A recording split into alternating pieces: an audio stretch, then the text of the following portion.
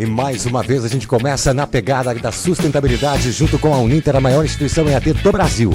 Para você participar é fácil, 549-8143. Você pode fazer a sua pergunta, tirar a sua dúvida, porque hoje o bate-papo vai ser muito legal.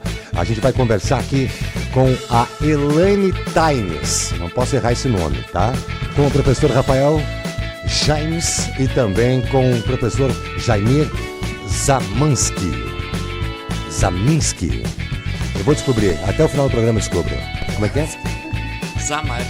Foi o que eu disse, Zamark, né? Zaminski é o meu primo, é o primo do senhor, né? Eu sempre começo com um erro de sobrenome, que é uma coisa normal. Porque eu vou contar essa história aqui, que eu aprendi com meu irmão. Gente, e eu, Ivonei Padilha, mas conhecido como Ivonei Passos também, junto à produção Gilney Passos, a gente começa hoje um bate-papo especial. Nosso convidado de sempre, Rubens Astolfi, que está em viagem, infelizmente não vai poder fazer parte desse programa de hoje, mas eu vou brevemente já aqui apresentar um pouco do currículo dela, que está hoje nos dando a honra da sua presença aqui no programa, na pegada da sustentabilidade. E olha, para você, aluno, fique ligado, fique conectado, que tanto o professor Rafael, o professor Jaimir e a Elaine vão contar pra gente coisas incríveis, a dona Eliane, para que você possa estar aí presente nesse futuro, e de repente você que prospecta ser alguém dessa área, né, conhecer um pouquinho mais. Bem, a Elaine, ela é o Taines, né, se fosse em inglês seria uma outra pronúncia, mas o Taines e Boulder. Tudo bem? Como é que você está, Eliane? Tô ótima. Tá ótima. Um prazer estar aqui, muito feliz, na terra onde eu nasci. Que maravilha. Direto do estado de Washington. Você viu que bagunça boa que a gente faz aqui no começo? Erra nome, sobrenome. Não, é pra chamar atenção, fica aí, só pra dar um oi, né? Oi, Rafael, como é que você tá? Pra dar um up na vida. Pra mudar, pra não ficar aquele podcast sempre temático, categórico, né? Como é que você tá? Tudo bem, Rafael? Tudo certo. Prazer Obrigado te receber aqui novamente. Obrigado. Na nossa 6ª edição. Professor, o seu sobrenome eu não poderia ter errado, né? Isso foi uma pegadinha, só pra gente... Bem tranquilo. Né? O professor Jaimir. Isso. Boa tarde aos irmãos Passo, boa tarde à doutora Elaine e ao professor Rafael. Que maravilha. Olha só, o Taines, não é isso, né? Taines e Boulder. Tá? O Taines e Boulder Center for Education and Development é uma organização sem fins lucrativos, registrada no estado de Nova York e Washington, nos Estados Unidos. A nossa missão, segundo o que eles contam aqui, é voltada para a promoção da educação e o desenvolvimento nas Américas e Europa, atuando em projetos que envolvem a capacitação profissional na agricultura, idiomas, sustentabilidade, educação socioambiental, além do treinamento para pequenos projetos. Conectamos estudantes dos Estados Unidos e do Brasil para programas de intercâmbio no exterior. Confere, Eliane, até agora? Confere. PhD Eliane Taines Bodá é natural aqui da cidade de Passo Fundo, bióloga pela UFSM, ou seja, Universidade de Santa Maria, mestre de educação pela Universidade de Passo Fundo, a UPF, em 2006, doutora em agrobusiness nos Estados Unidos em 2014, pós-doutorado em bioestatística pela Universidade de Washington, nos Estados Unidos em 2016, foi consultora da Unesco para o MEC, trabalhando com instituições do Canadá e México. Suas áreas de atuação envolvem pesquisa vegetal, genética e variedade de sementes, pesquisa de campo e educação ambiental pela Purline Seeds Incorporation, além de fundamental e coordena os projetos da área de sustentabilidade, educação ambiental e ensino de idiomas com o ESL, vou colocar assim aqui, né? Idiomas português, inglês e espanhol. Com a participação do Brian, é isso? Exatamente. O Brian Bodá, natural de Nova York e graduado pela Universidade de Ohio, possui MBA e tal, que também não pôde estar presente porque está em Washington, é isso, Eliane? Exatamente, mas ele mandou um livro aqui, o último que a gente publicou em inglês, se alguém tem interesse de... Eu vou deixar uma cópia para vocês muito aqui, obrigado, que maravilha. da universidade. E temos um e-mail aí no final, o pessoal pode ficar bem à vontade. Que maravilha, dá uma olhada aqui, olha. Ciência, Educação e Desenvolvimento, é isso? Science, Education and Environment. Que maravilha, gente. Olha, isso aqui é uma leitura obrigatória para quem tem paixão. Muito obrigado, o Brian aqui com a participação da Eliane, os dois aí. É um prazer. Não deixe o currículo intimidar vocês, tá? Não. É isso que é gostoso, a gente poder ter gente capacitada, com qualidade. Tanto você, Rafael, o professor Jair também. Eu vou dizer uma coisa, o prazer é todo nosso. Mas conta pra gente já em primeiro momento como é que surgiu esse começo de vontade de estar atrelado a tudo isso até chegar lá nos Estados Unidos. Um pouquinho da tua história. Excelente. O pessoal que está me escutando, um abração a todos de Passo Fundo e região, o pessoal que me acompanha no meu trabalho já conhece a história, mas eu vou resumir rapidinho aqui. Eu nasci em Passo Fundo, estudei em escolas públicas, não fazia curso particular de inglês e me formei professora, estava dando aula de ciências. Fui instigada pelo meu orientador do mestrado no momento, o professor Eli Beninca, alguns de vocês conhecem, a registrar minha prática. Ele disse, tudo que tu está me contando é muito lindo sobre projeto, Rio Passo Fundo, lindo, mas se tu não registrar vai se dissipar. Ele me desafiou, eu escrevi um livrinho e com esse livro abriu várias portas. Então você que é professor, você que é aluno, pense em registrar suas informações. O professor Jaimir está praticando, né, esse registro e coisa muito boa vem aí. E eu recebi um convite para trabalhar no Audubon Center of Northwoods em 2007, mas eu não falava inglês fluente, eu tinha feito 1 ano de inglês, pessoal, então não se descoragem, assim, não fiquem... Porque dá medo, né, Eliane? Tu sair daqui, por mais hoje, com todas as facilidades, com o aplicativo que você pode traduzir simultaneamente, mas o estar naquele ambiente é diferente, né? E no Oregon que é frio, né? Você também viaja pra caramba, né, Rafael? Conhece vários lugares, né? Jaimir também, né? Temos nossas afinidades aqui. Olha aí, como é que é essa coisa? Chegou lá e daí, agora? Na minha época não tinha o Google Tradutor, né? Levei um dicionário e fui na coragem, com sonhos. Nunca tinha viajado de avião, um monte de... Certo. Cheguei na neve e o pessoal meus colegas eram americanos, canadenses, então o inglês dele era melhor. Eu não voltei naquela época, eu não conseguia dizer para ninguém que eu queria ir embora. Eu demorei um tempo para descobrir o negócio de chuveiro, com sensor, outro tempo para... Caramba. As modernidades. As modernidades, né? Já era tudo à frente. Tudo à frente. Eu sempre Muito pensava frente, que estava 50 anos à frente, a tecnologia dos Estados Unidos. Isso quando eu era jovem e saí aqui com a cara e a coragem, né? Sim. Mas já fazem 18 anos essa história. Eu venho para o Brasil uma vez por ano e tenho vários projetos internacionais. Então, a pessoa que me ajudou, eu recebi uma professora, até que eu mostrei o livro aqui em Passo Fundo mesmo, ela tinha vindo desse centro. Eu disse, eu queria aprender uma língua. Só que eu não tenho 8 anos para fazer inglês no Wizard, não tenho dinheiro também. Entendi. Ela disse, tem essa oportunidade, vai. E daí, no final, eu queria agradecer, ela disse, passa adiante. Então, por isso que surgiu a ideia do Tunney Boda Center. Assim que eu me estabeleci nos Estados Unidos, a nossa ideia era também passar adiante, que é sem fins lucrativos, porque eu tenho a minha profissão como a diretora de pesquisa numa empresa multinacional privada, mas a Fundação Tunney Boda é para ajudar vários online, né, Rafael? Fizemos aulas online. Eu sou discípulo, fui estudante da que Teacher. Maravilha. E posso dizer que foi muito legal. É muito legal ter esse contato, essa amizade. Eu estava brincando antes de eu entrar no ar aqui com a professora, com vocês, né? Que eu estava dizendo, I little speak English. Eu falo muito pouquinho inglês, então não podia nem dizer. Just a little, já fala alguma coisa, E sabe por que eu estou fazendo essa confusão aqui, brincando? Porque todo o locutor, quando ele apresenta alguém, ou fala com uma segunda língua, uma terceira, a gente sempre fala um portunhol ou então inglês, é a grande dificuldade da realidade. Aí surgiu a ideia de criar o intercâmbio, para dar outras oportunidades para outras pessoas, Eliane. Foi essa sacada. Foi essa dificuldade que nós tivemos aqui agora de abrir o programa, de brincar no inglês, que as pessoas ficam assim, como... A gente percebe que é uma realidade. Uma coisa é uma brincadeira aqui. Outra coisa é você estar indo para um estudo com todas as dificuldades, as questões financeiras, as questões, de repente, de bolsas, de bolsistas que têm essa oportunidade, e ainda tem um enfrentamento da língua, da cultura e até do tratamento, que eu queria saber depois, né, como é que funciona isso lá com nós latinos. Que dizem, não tem diferença. Tem sim. Ai, muito pano para manga aqui. Então. Tem, mas nem toda a diferença é aquele sensacionalismo que a gente também estava falando no off aqui, certo, né? Antes de começar o podcast. Primeiramente, o que eu gostaria de dizer, então, que foi uma experiência marcante, que mudou a minha vida. Eu, como uma pessoa comum, né, que me olha assim... Até teve um colega que veio procurar essa pesquisadora cheia de currículo, ele chegou para mim, daí eu disse, sou eu, ele disse... Mas eu não te dava R$1? E agora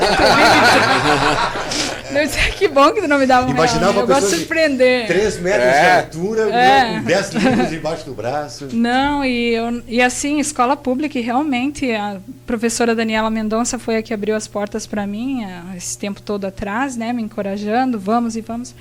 E por 6 meses no início eu só concordava, assim, vinha o pessoal falando inglês, mesmo eu fiz uma preparação, né, e eu só falava, yeah, porque demora, mas eu aprendi nesses meus 18 anos nos Estados Unidos e Canadá também, outras áreas, Europa, que a gente trabalha, que a gente tem que aprender na base da conversação. Né? A gramática é ótima, maravilhosa, mas tem uma metodologia que chama English as a Second Language, que é o ESL. E é isso que a gente trabalha, assim, você escutar e você tentar vivenciar. Tem muita gíria, né? Tem muita gíria. A gente aprende, por gentileza, deixe-me abrir a porta para você. Não é assim, pastor, não abre aquela porta. Não, eu estava no escritório lá e todo mundo, look at the kitty. E eu disse, kitty? E daí todo mundo, kitty. E eu disse, que será um kitty? Nunca vi um kitty. Não, daí eu fui olhar um gato. O cat, né? Cat. Não, isso é kitty. Que loucura, né? Eu já vou pegando aqui também, Rafael, a tua experiência primeira lá, como é que foi? Pra fora, quando tu teve que se virar sozinho, pra você, em tantos países que você foi, ter que se virar com a língua, porque você já é aluno aqui, já é um experimento. Sim, eu também sempre gostei de idiomas, assim, então, desde pequenos, eu estudava step by step, né, passos.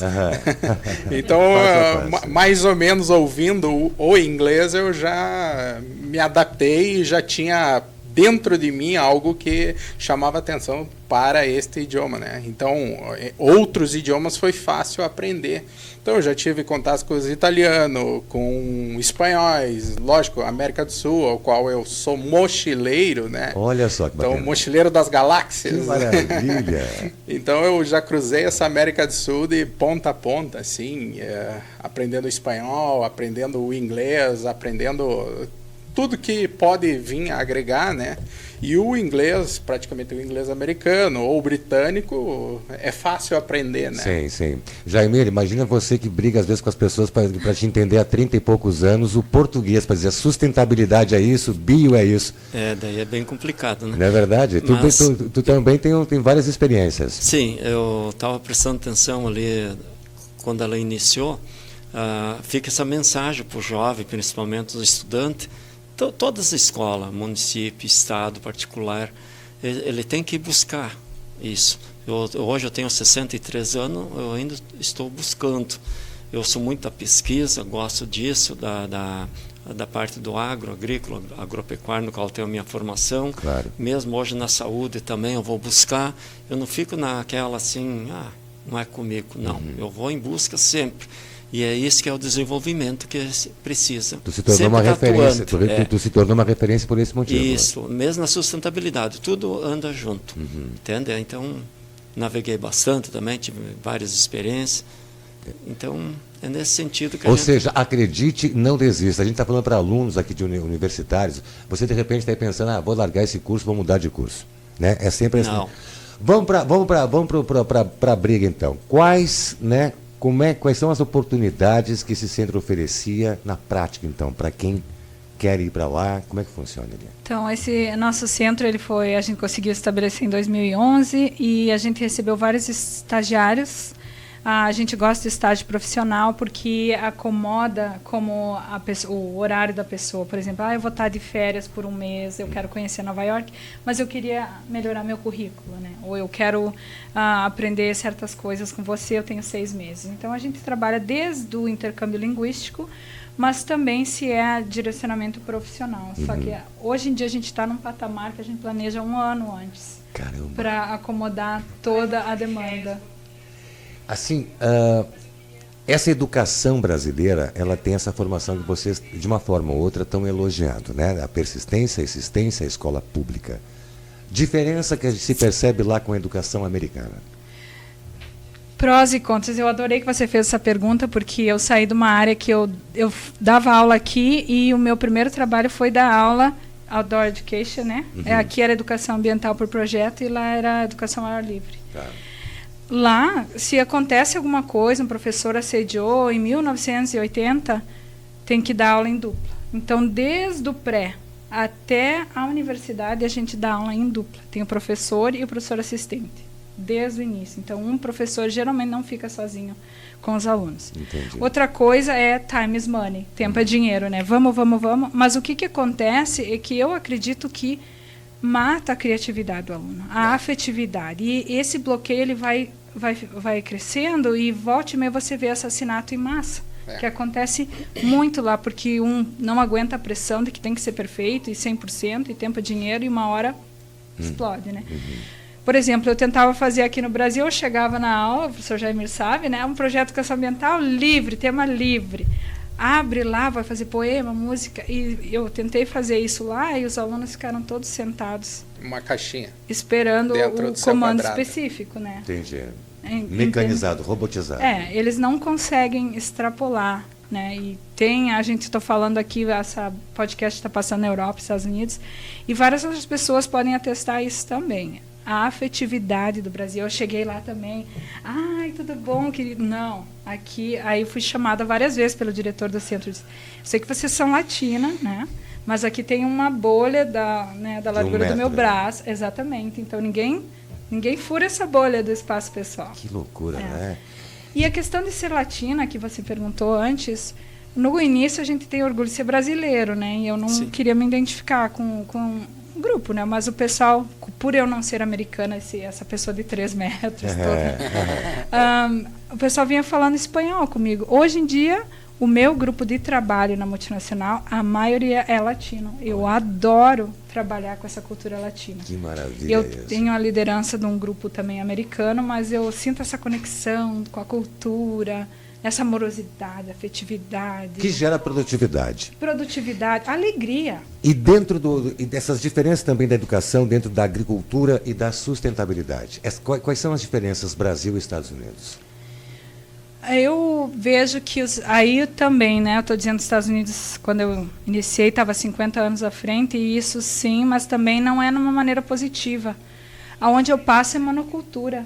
São áreas e áreas e áreas sem uma casinha, áreas e áreas agrícolas sem árvore. Só vou abrir um parênteses. Na Flórida, quando eu cruzei ali de Miami a Orlando, era impressionante os campos abertos, assim, simplesmente lavouras, monoculturas.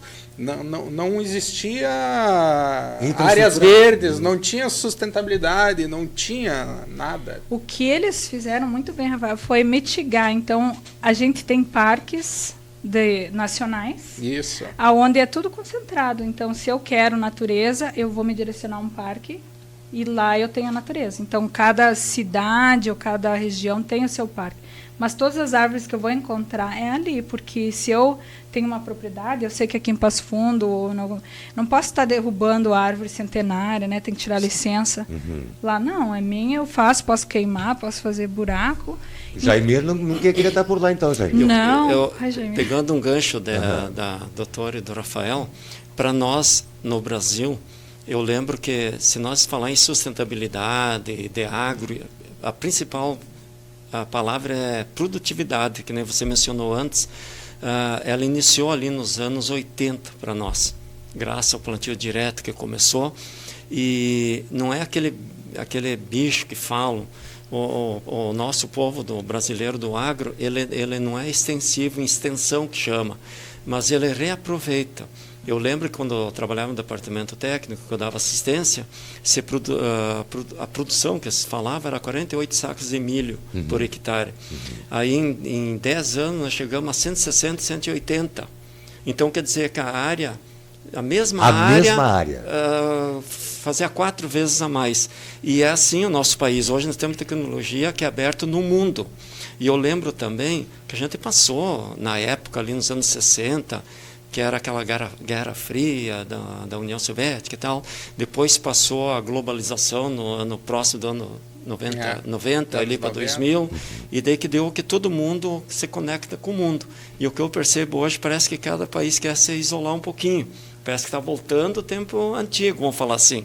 E se prestar bem atenção, nenhum de nós consegue viver a palavra sustentabilidade. Ela é bonita, sempre existiu, mas nenhum consegue sobreviver sozinho sem a dependência um do outro.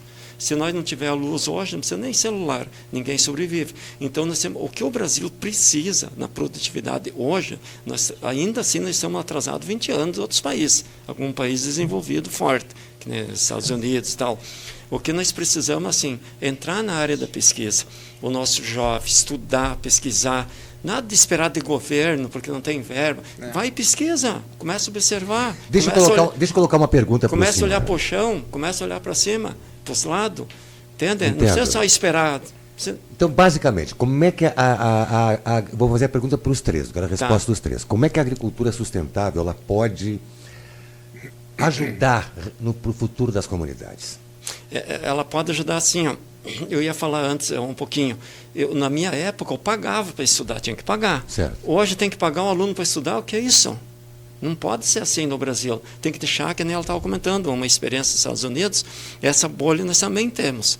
Que o aluno tem que convidar, pegar para o braço, eu não quero isso, não faço. Eu inicia 200 universidades, não termino nenhuma. Tem que botar amor naquilo que faz. Quer ser médico, seja um bom médico. Quer ser um enfermeiro, bom enfermeiro. Quer ser da sanificação, limpar, seja um bom... É isso que tem que ser. E no caso nosso, se nós pegar... Eu conheço todo o Amazonas, todo esse lugar, Tocantins, enfim, eu fiz 42 mil quilômetros desse lugar, 9 mil de chão. Passei em área indígena, tudo. Então, não é isso que acontece. Existem esses incêndios, sim, que são naturais, que acontecem da própria natureza, com o próprio sol. Tem lugares que acontece isso. Então, o que nós podemos fazer e devemos fazer? Reconstituir isso, reaproveitado. Toda a área que é usada no Brasil, ela ainda não é toda feita agricultura ainda.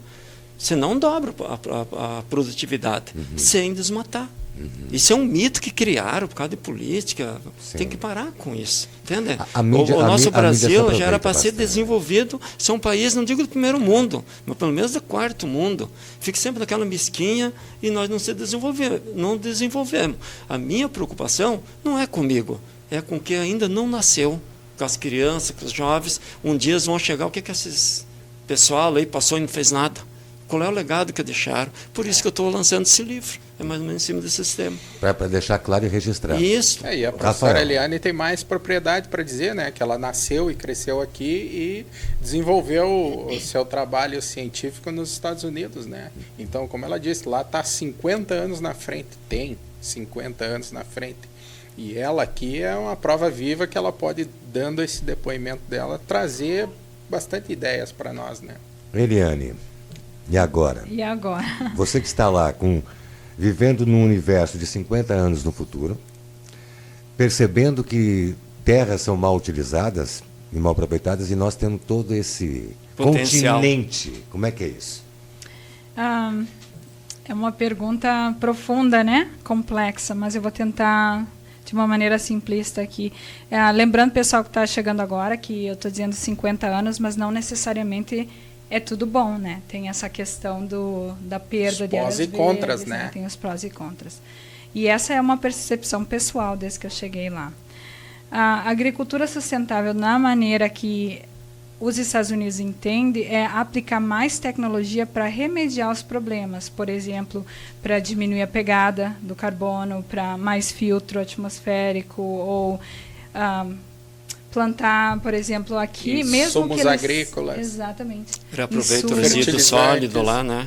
Exatamente. E filtros naturais, o tratamento de água da cidade de Nova York, toda a água ela é tratada por uma floresta que é acima, que ela vem, o Brian explica isso no livro até, inclusive. É um tratamento de água natural por preservar uma nascente. Toda a cidade de Nova York abastece disso. São quantos milhões de habitantes lá? São 8? 20 milhões, né? 20 milhões. Todos eles recebem água fresquinha da floresta. Uma nascente. Mas é numa montanha, né? É toda uma área assim preservada. Não é uma nascente. Ela está a uns 200 quilômetros longe do núcleo. Jaimir, quando você vê esse universo aqui só em Passo Fundo, você deve enlouquecer. Nós temos no bosque uma das nascentes que é água potável, dá para beber. Pois é. Entendeu? Por isso que a gente quer tentar preservar. O que eu queria pegar um gancho da doutora e do Rafael e de vocês ali, tem que entender também que o mundo aumentou a população da humanidade. É muita boca para se alimentar. E tem que existir. E o Brasil, no futuro, vai ser o que vai segurar as pontas para o mundo. Entendeu? Então, a tecnologia tem que avançar, tem que buscar nos Estados Unidos, né, fazer essa troca e reaproveitar aquilo que é industrializado. Até poucos dias aí vocês já ouviram alguma manchete sobre o trabalho da amônia. Eu conheço a amônia desde que estudava, há 30, 40 anos atrás. Para mim é comum, mas para muitos, nossa, que novidade. Mas é reaproveitada a indústria. Aquela água que depois do tratamento químico que vai para os rios, normal, que pode acontecer isso, não tem problema nenhum, ela vai ser reutilizada para a agricultura agora, em forma de amônia. Entendeu? Então abre esse espaço para a indústria. O que nós precisamos no Brasil é industrializar mais também. Não pode ficar no tempo. Não dá para fazer isso, fazer. Aí nós ficamos para trás. Agora se chega a dar um blackout e para com tudo, ou nós vamos ficar 30, 40 anos de globalização. O que o Brasil fez? Sabe fazer chip? Sabe fazer não sei o quê? Tem avião, tem trator, não sei o quê, não consegue ligar porque falta um chaveirinho lá. Então vamos ampliar. Para as Américas, o que falta de consciência ambiental? Complexo, né? Os povos originários tinham uma consciência ambiental muito maravilhosa, mas só terminando o gancho da agricultura, já que essa podcast é mais ou menos flexível, quando eu disse que eu estava indo para o Brasil, né, o meu grupo que eu trabalho com o agrobusiness, eles disseram, eu disse, vocês querem que eu traga alguma coisa? Sim, traga os insumos dele. O Brasil é uma ameaça para os Estados Unidos. Eu sabia disso. É uma ameaça na produção agrícola. Eu sabia o Brasil desse tema. Está aqui, ó. Estados Unidos mas tem seguro de lavoura, daí chove, daí não precisa colher porque alguém paga, o governo subsidia. O Brasil sem seguro, com a cara e com a coragem, com a terra com nua, sem a tecnologia. É de admirar o agricultor ou pecuarista. Sem os bios, né, as produções naturais, com bacilo e tal. Mas sem o poder da primeira potência mundial, que como em tudo se posiciona e toma, pode ser que aconteça por esse caminho. Nós só não temos o fósforo no Brasil, mas tem o K, que é a formação da palha, e a ureia, o nitrogênio. É pouca coisa, e só que não é explorado, porque, né... Sim. Isso, aquilo. Eu gosto do meio ambiente. Até lecionei 10 anos voluntário no Colégio Tiradentes por esse objetivo. Sim. Mas a gente tem que também entender que precisa desenvolver e precisa produtividade de produtos, porque tu não vai chegar numa mesa só sentar ali sem ter nada em cima.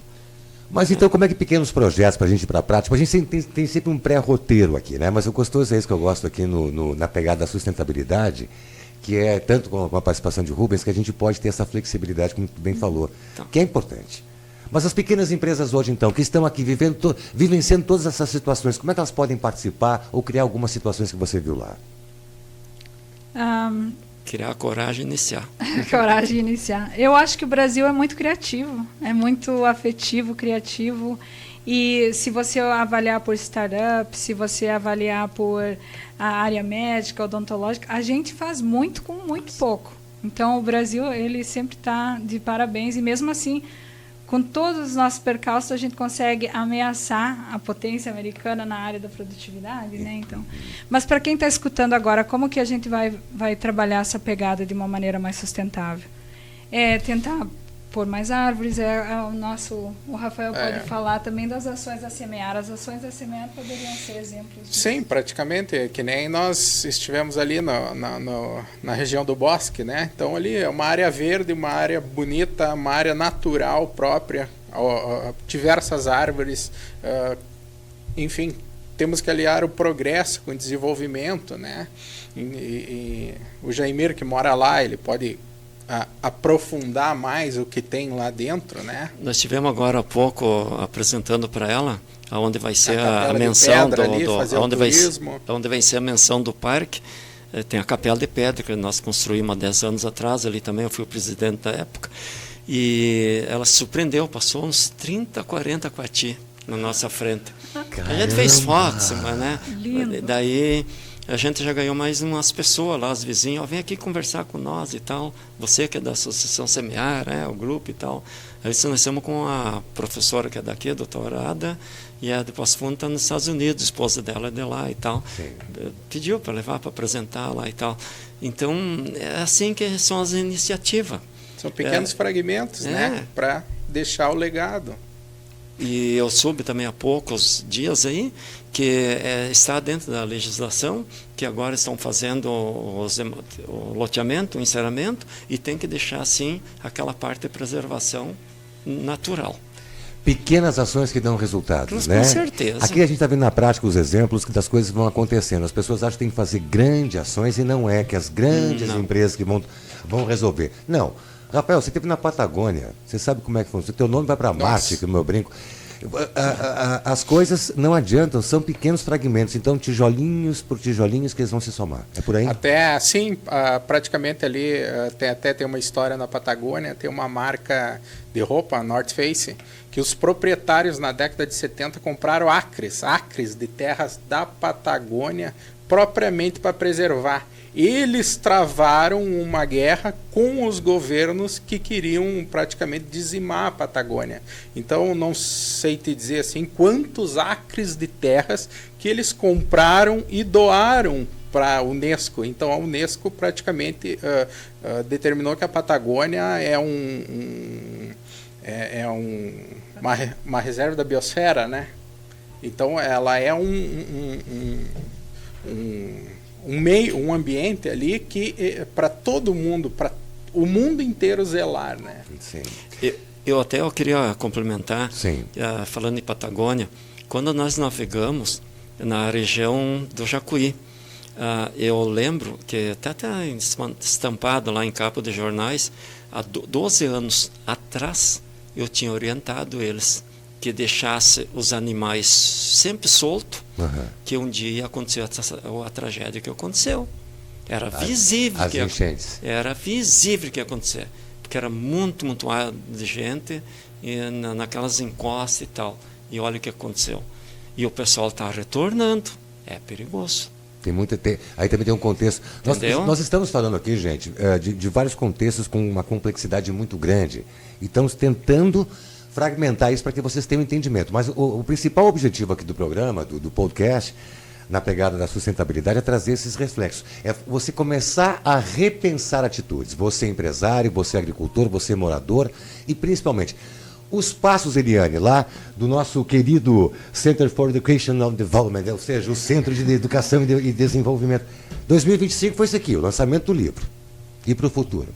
Para o futuro é trabalhar em projetos conjuntos com organizações das Américas, da Europa, Ásia e alcançar quantas pessoas possíveis. Então, se você tem interesse em estar ouvindo assim essa podcast, você pode me contatar por e-mail. A gente tem uma webpage, Tânia Zemboda, e ali vai ter mais informações sobre, por exemplo, o estágio, ou se você está passando por Nova York ou Washington e quer visitar a gente, ou se quer fazer imersão.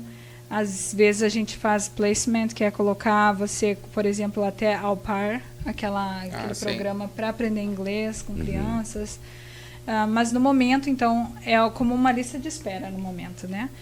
Mas a coisa mais importante é, primeiro, você acreditar nos teus sonhos. Eu escutei muita coisa quando essa minha vontade de conhecer o mundo veio de repente, né? Eu sem dinheiro, eu sem a afluência necessária. Isso não é empecilho. Né? Where there's a will, there's a way. Onde tem uma vontade, tem um caminho. Então, lembrem disso na vida de vocês. E a educação, né? A educação te levou longe, né? Procurar o estudo, né? Olha, estudo é tudo. Conhecimento é tudo. É um embasamento. Você não ser... Todos nós somos ignorantes em alguma coisa, né? Tem sempre aquela referência que eu brinco. Se nos colocarmos hoje, nesse momento, dentro de um cockpit de um Boeing, eu não sei pilotar. Alguém sabe aqui? Vão matar todo mundo. 340 pessoas vão morrer. Então, agora, se nós pararmos e estudarmos durante meses, o Boeing vai levantar e vai pousar naturalmente. Com certeza. É um prazer a gente falar com profissionais dessa área, com especialistas dessas áreas aqui na pegada da sustentabilidade. Foi uma honra, né, devido ao tempo que nós temos aqui disponível para a nossa rede, ter conversado com a professora Eliane, vou colocar assim, com o professor Rafael e com o Jaimir. Agora eu quero a conclusão de vocês e fica aberto os microfones aqui na pegada da sustentabilidade para vocês fazerem as suas referências, fazerem seus convites, fazerem suas indagações e também críticas também, porque é importante a gente dar uma cutucadinha no povo para o povo acordar. Começamos com o professor Jaimir, então. Eu gostaria, para finalizar, que as pessoas somam com nós. Eu tenho, assim, um apreço que um dia nós vamos ver, por exemplo, nós aqui na nossa município de Passo Fundo, de que saia de verdade o Parque do Bosque. Nós temos essa ansiedade de ver isso, de ver as pessoas ali caminhando, cuidando, entende? E preservar. Daqui a pouco, 20 anos, não vai existir, daí não adianta alguém só mostrar foto e fazer acervo, não vai mudar nada. E muito obrigado da doutora Elaine, a gente ficou feliz ela poder participar com nós hoje, que a gente sempre fazia os trabalhos daqui com os Estados Unidos, e o Rafael, e vocês, os irmãos Passem. Muito obrigado demais essa oportunidade. Terão outras, o senhor não vai escapar, não se preocupe, não se despeça assim. 2030. Nós só estamos começando. The Brother Steps. The Brother Steps. Obrigado da atenção. Nós que agradecemos. Rafael. Bem, eu falo sempre, né, There's the Legacy, a Europa Clipper, eles estão explorando o espaço, né, para encontrar o embrião da água no nosso planeta, e nós temos aqui as nascentes, né, temos ali tivemos o projeto Rio Passo Fundo, aí logo, quem sabe, teremos o Parque do Bosque, temos o Parque do Banhado da Vergueiro, enfim, são pequenos projetos que deixam o legado para o futuro, né? Então, a educação, o desenvolvimento, o progresso é importante, mas aquela sementinha temos que deixar para o futuro. Certeza. Né? Professora, teacher, né? Só tenho a dizer, agradecer muito pela tua presença, pelo teu exemplo, tá? Porque, assim, não é diferentemente da capacitação de todos os outros que estão aqui, e muitos que estão nos assistindo e outros brasileiros que fazem acontecer. Né? Juntamente com o Brian, a gente quer mandar um grande abraço. Só temos a agradecer, e as suas palavras também, os questionamentos e o que as pessoas podem se acordar hoje e não amanhã. O futuro é agora, não é depois. Agora, pessoal. Então, como eu falei, né, where there's a will, there's a way. Onde tem a vontade, tem um caminho. Eu sou uma pessoa comum, né? Uma pessoa que estudou em escola pública, uma pessoa que não tinha recursos financeiros, que não tinha padrinho, nada. E eu fui com a cara, coragem e fé.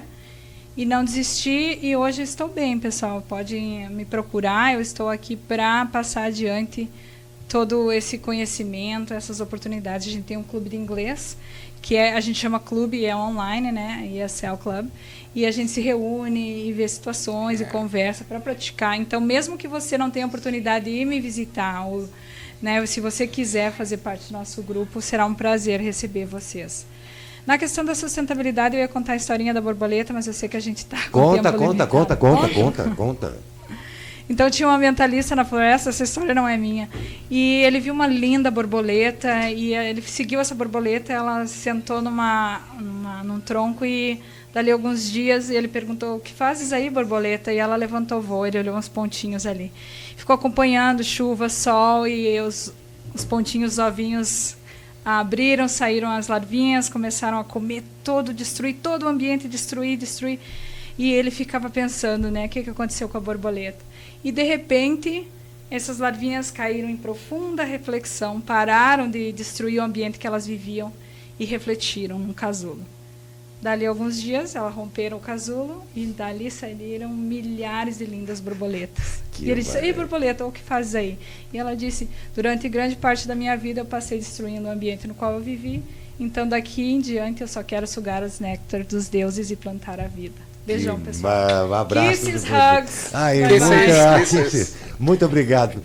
Gente, rede social vai ficar aqui na bio para você, as descrições, para você que está conectado com a gente em todo o Brasil. E foi mais um Na Pegada da Sustentabilidade, e outros virão.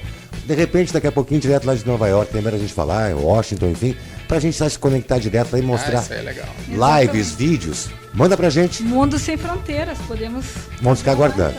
Muito obrigado, Eliane, muito obrigado, Rafael, Jaimir.